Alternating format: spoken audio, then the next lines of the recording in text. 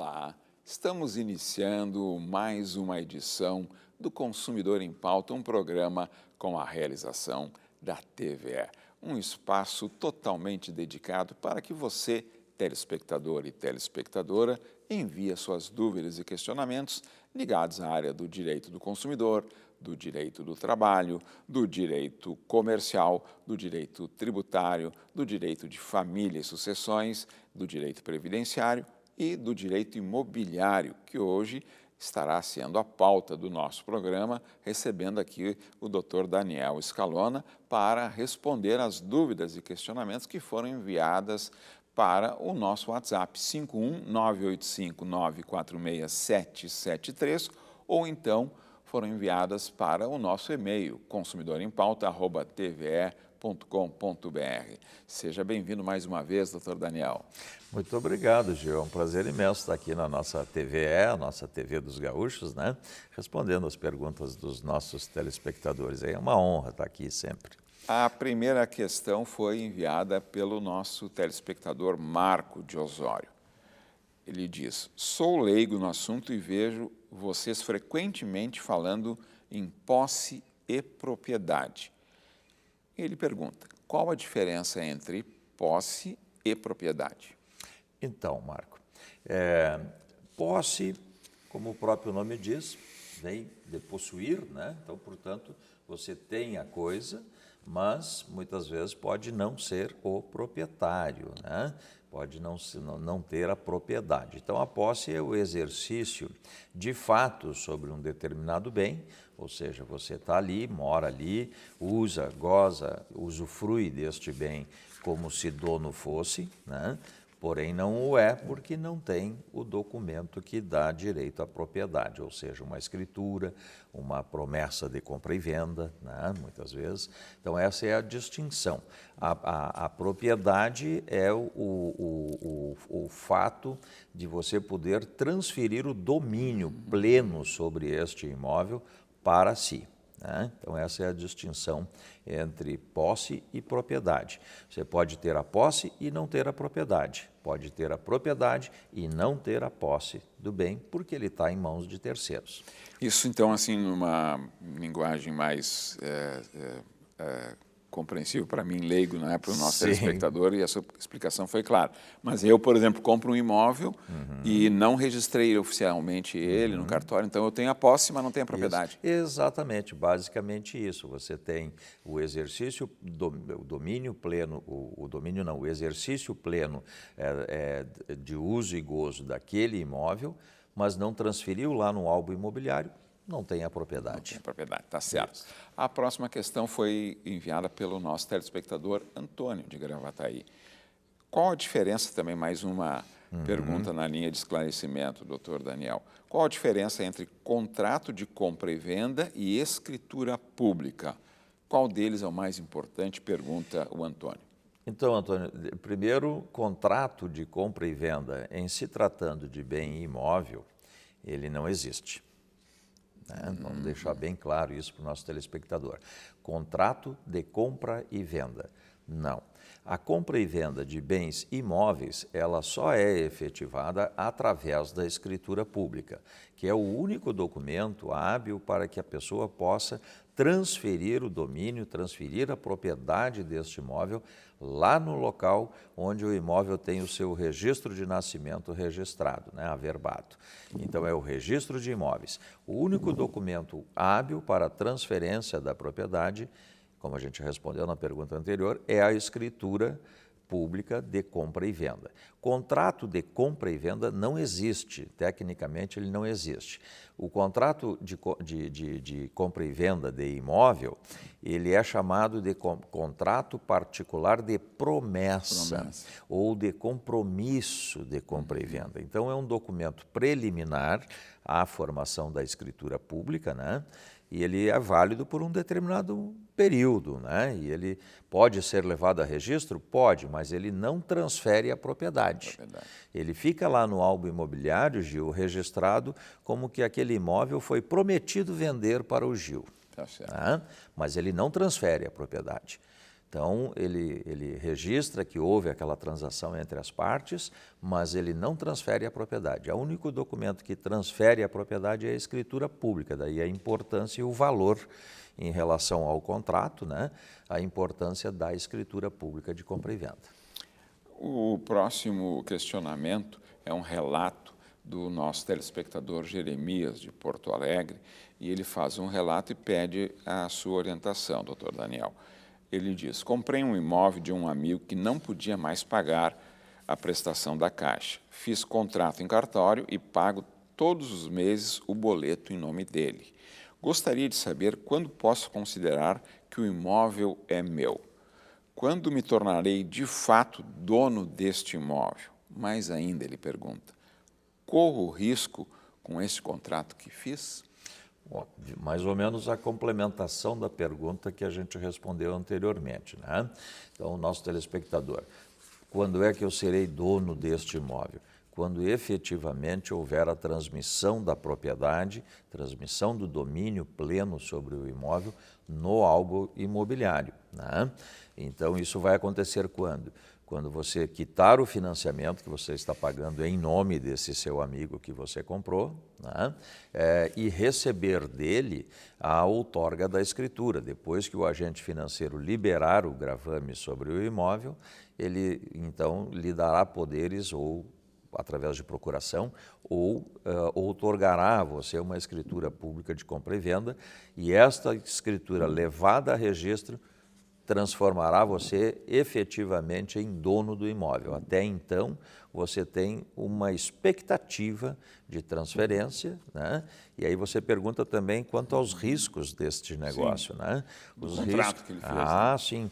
O risco da promessa de compra e venda, como a gente já debateu várias vezes aqui no programa, é de a pessoa que te vendeu vir a faltar, por exemplo, né? E aí haverá necessidade deste imóvel ser inventariado pelos herdeiros, né? Poderá essa pessoa, esse seu amigo, assim como ele não pôde mais pagar a prestação do financiamento, ele pode sofrer uma execução por qualquer outra dívida e esta dívida vir a recair sobre este imóvel o qual você está pagando.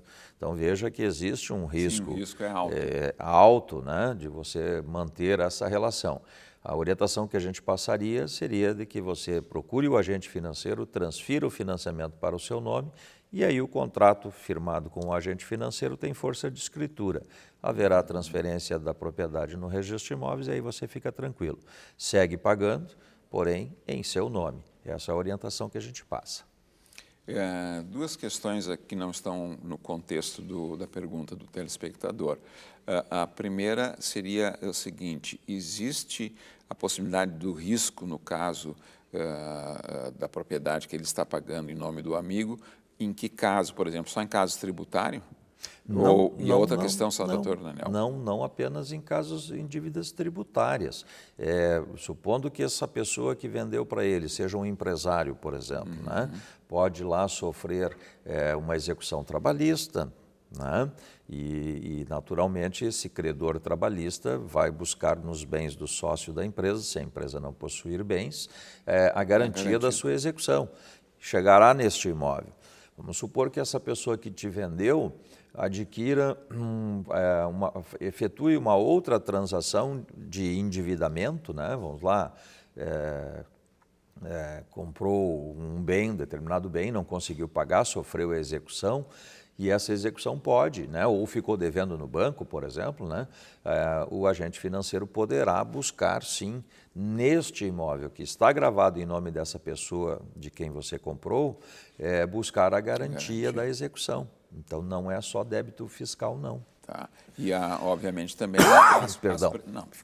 as prestações, elas também vão sofrer sempre a correção do mercado, né? Sim, o financiamento ele vai ser reajustado conforme o contrato que o seu amigo lá firmou com o agente financeiro, né? A próxima pergunta do nosso telespectador Hugo, de Santa Cruz do Sul. Moro num sítio que era dos meus pais, mas não tenho nenhum documento da terra. Ouvi falar em um tal de uso capião. O que é isso e como posso me utilizar disso? Ainda mais pergunta, posso perder o sítio se continuar assim como estou? Veja, o nosso telespectador lá de Santa Cruz, o Hugo, né, ele tem a posse do imóvel, mas veja, ele não tem a propriedade, como o senhor citou há né, pouco. como eu citei anteriormente. O que falta ao Hugo? Falta um título que dá direito a ele a transmitir a propriedade. Como não tem esse documento, né, não se sabe efetivamente quem é o proprietário desta área, né, ele pode valer-se sim da ação de uso capião. O que é a ação de uso capião? É o exercício da posse por um período prolongado, com ânimos de dono, ou seja, eu estou no imóvel, eu uso esse imóvel como se dono eu fosse. Tem algum pré-requisito de tempo? Desculpa, doutor. Exato, aí depende das modalidades, do tamanho do terreno, se é o uso capião urbano, se é o uso capião rural, se é constitucional, que limita o tamanho do terreno. Então, os requisitos eles variam conforme a espécie da uso capião, né? Mas ele pode sim, o Hugo pode valer-se da ação de uso capião para obter o quê? O título que lhe dará a propriedade efetiva sobre esse imóvel. Pode manter assim? Pode, naturalmente que pode, mas você não terá como transferir isso aos seus filhos, aos seus herdeiros, né, porque você não tem um título aquisitivo dessa propriedade. A sentença de uso capião é isso, é esse título judicial que te dará a propriedade plena sobre o imóvel onde você exerce apenas a posse, né? Então essa é a probabilidade dele. Tá certo. A próxima pergunta da telespectadora Mariana, minha conterrânea lá de Santa Maria, é uma pergunta curta e grossa, como se diz no gauchês. O que é chamado contrato de gaveta e quais seus riscos? O contrato de gaveta, popularmente conhecido por esse nome, né, contrato de gaveta. Por que contrato de gaveta? Porque as pessoas firmam um documento e Guardavam na gaveta. guardam no cofre, guardam na gaveta, né? Daí a expressão contrato de gaveta. Mas, na verdade, o que é o contrato de gaveta? É uma promessa de compra e venda, em se tratando de bens imóveis. Sim. É uma promessa de compra e venda sobre um determinado bem imóvel que vale, Gil, e a nossa telespectadora lá de Santa Maria, apenas entre as partes, né? Por isso é um contrato de gaveta, vale entre eu e você, mas ele não gera efeitos contra terceiros, né? Então, os riscos são justamente esses, né? O contrato valer entre eu e você, mas não valer perante terceiros, né? Então, esse é o risco, né? Ou seja, como nós falamos na pergunta anterior, de a pessoa firmar um contrato particular, ou chamado contrato de gaveta, e o vendedor sofrer uma execução no futuro, né?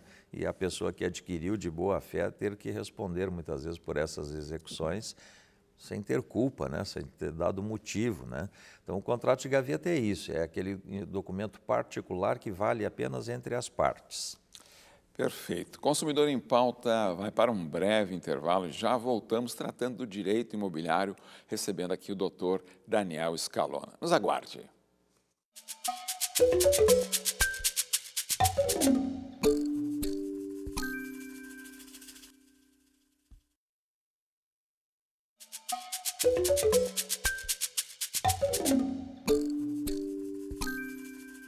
Estamos de volta com Consumidor em Pauta, um programa com a realização da TVE.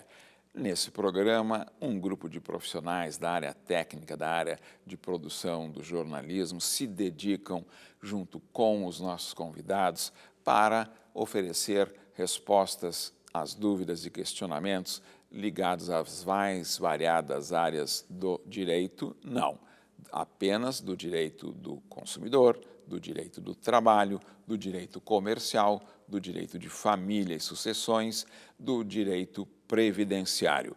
E é muito fácil. Você envia a sua dúvida ou questionamento para o nosso WhatsApp 51-985-946-773 ou, se preferir, para o nosso e-mail consumidorempauta@tve.com.br. Estamos recebendo aqui o Dr. Daniel Scalona, que está respondendo às dúvidas e questionamentos enviados pelos nossos telespectadores. E a próxima pergunta é do José de Alvorada. E aí ele traz aqui, confesso que eu nunca tinha ouvido falar nessa expressão, não sei se ela é técnica ou se é um jargão popular. O que é condomínio edilício.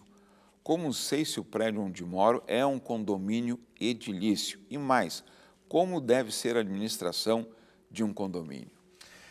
José, vamos distinguir as duas espécies de condomínio para que você entenda bem. O condomínio edilício, como o próprio nome advém, de edifício, basicamente isso. Então, o que é o condomínio edilício? É aquela construção em que existem unidades autônomas, né? Ou seja, o teu apartamento, para que você entenda a pergunta, o teu apartamento é uma unidade autônoma, né? E existem áreas nesta mesma edificação, né, em que são áreas comuns, por exemplo, o salão de festas, os jardins, o elevador, né? Então, sempre que uma edificação, uma construção tiver unidades autônomas, e tiver, ou seja, apartamentos em que só você é o usuário, o dono, né? E unidades e partes, né? Não unidades, partes de uso comum entre todos os proprietários, né? Ele será denominado condomínio edilício. Então, essa é a distinção entre o condomínio tradicional. O que é o condomínio tradicional? É aquela propriedade em que, no registro de imóveis, eu sou dono, o Gil é dono, o nosso telespectador aí é dono de uma fração ideal. Esse é o condomínio tradicional, ou seja, todos são donos, não se tem a definição de qual é o meu quadrado, para você entender, né? Onde é que fica a minha posição dentro daquele terreno, assim como dos demais, né, coproprietários. Esse é o condomínio tradicional. E o condomínio edilício é aquele onde você sabe onde é a sua unidade autônoma, onde é o seu apartamento, porém divide áreas comuns com outros proprietários. Essa é a distinção entre um e outro.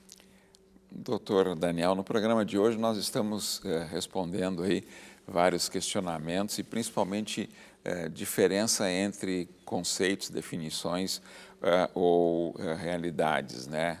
Que é o caso aqui da dúvida do nosso telespectador Pedro de Viamão, e ele traz um relato e aí pede, portanto, no final, esclarecimento sobre a diferença de duas situações. Tá? E ele relata o seguinte: comprei um imóvel em 1980 e financiei. Parei de pagar e nada me aconteceu. Achei que fosse me tirar do imóvel, mas até agora nada.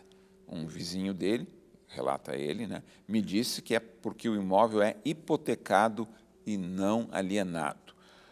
Portanto, ele quer saber qual a diferença entre imóvel hipotecado e imóvel alienado, doutor Daniel? Então, veja, o fato do nosso telespectador parar de pagar o financiamento, independente da modalidade de garantia, hipotecária ou alienação fiduciária, ele não te garante na propriedade, Pedro. Então, é importante que você tenha em mente buscar o contato com o agente financeiro, renegociar este contrato, porque cedo ou tarde, certamente haverá uma execução e haverá um pedido de retomada deste imóvel por parte do credor, seja ele credor hipotecário, seja ele credor fiduciário, né?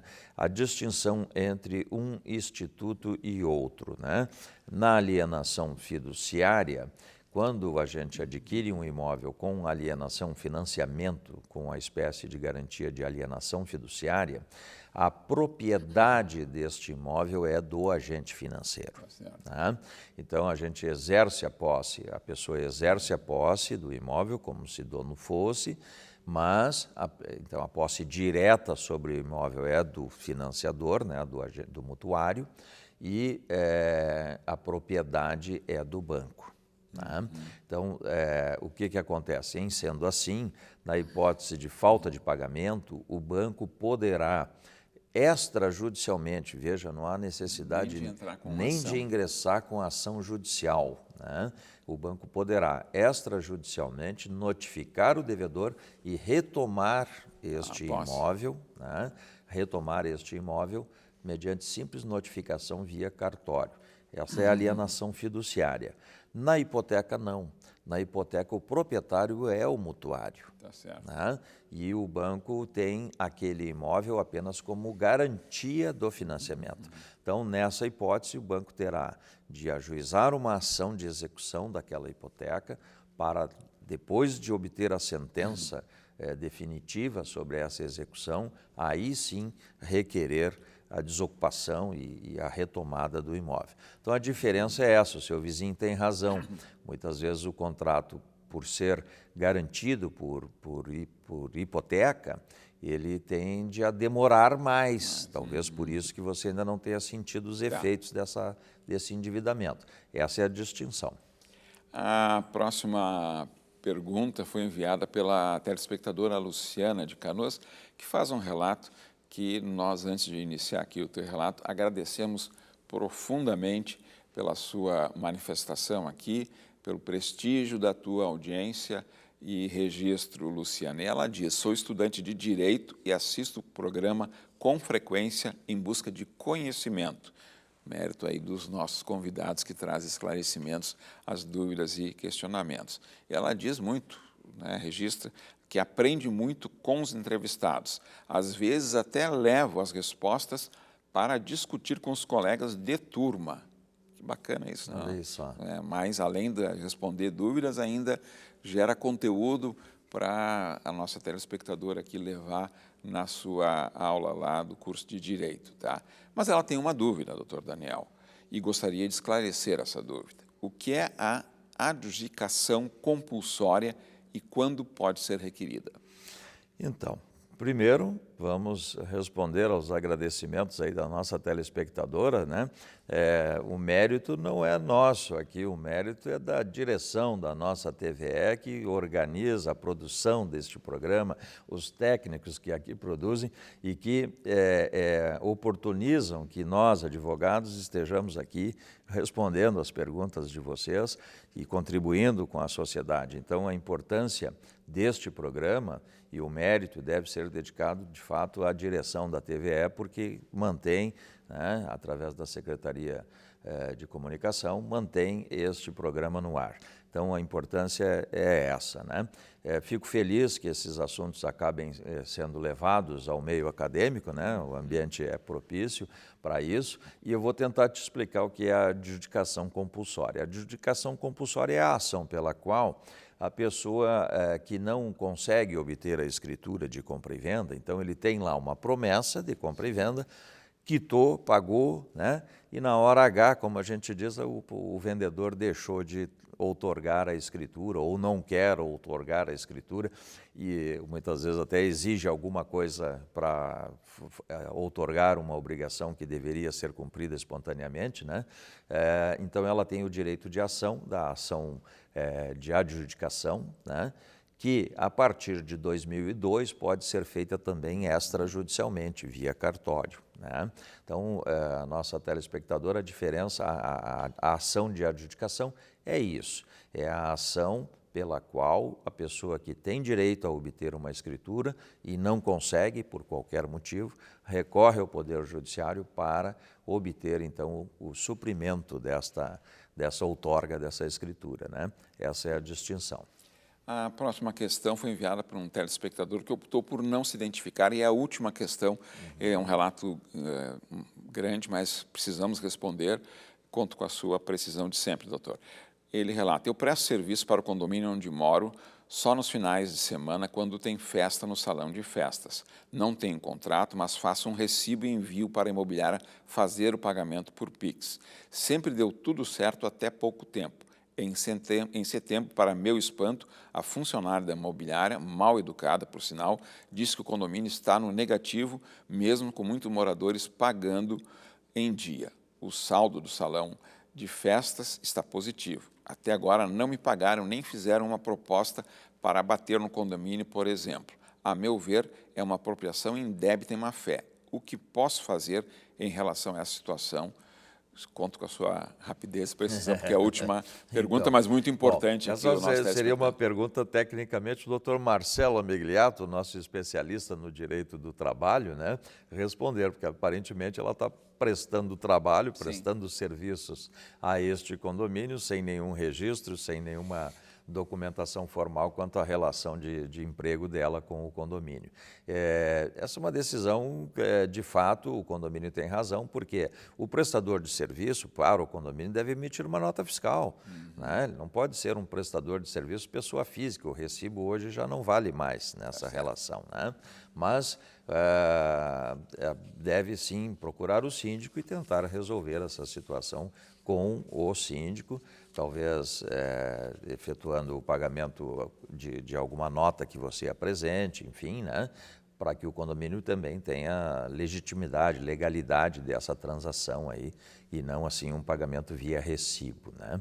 É uma relação que está completamente fora dos padrões. Muito obrigado, doutor Daniel Scalona. Consumidor em Pauta fica por aqui. Aguardamos todos vocês na próxima edição. Até lá!